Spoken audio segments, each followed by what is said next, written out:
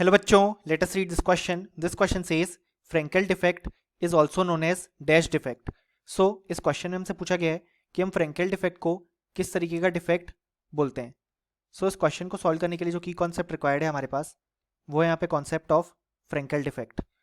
अब यहाँ पे फ्रेंकेल डिफेक्ट में होता क्या है कि हमारे पास फ्रेंकेल डिफेक्ट में जो आयन है वो यहाँ पे अपनी करेक्ट लेटिस साइट को यहाँ पे छोड़ देता है और ऑक्यूपाई कर लेता है एक इंटरस्टिशियल साइट इन दी लेटिस. यानी कि बेसिकली आयन को जिस पोजीशन पे होना चाहिए वो उस पोजीशन को छोड़ के कोई इंटरस्टिशियल साइट ऑक्यूपाई कर लेता है इस डिफेक्ट में.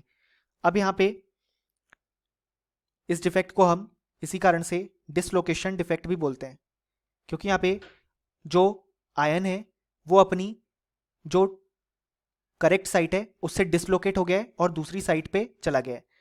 अब इस डिफेक्ट से हमारे पास जो डेंसिटी है क्रिस्टल की वो यहाँ पे सेम ही रहती है, क्योंकि आयन क्रिस्टल को लीव नहीं कर रहा है, क्रिस्टल में ही दूसरी जगह ऑक्यूपाई कर ले रहा है.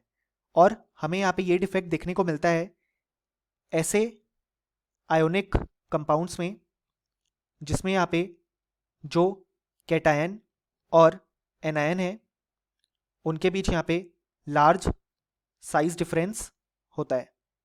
अगर हम इसका एग्जांपल देखें तो हमारे पास एग्जांपल होता है AgBr, ZnS एटसेट्रा.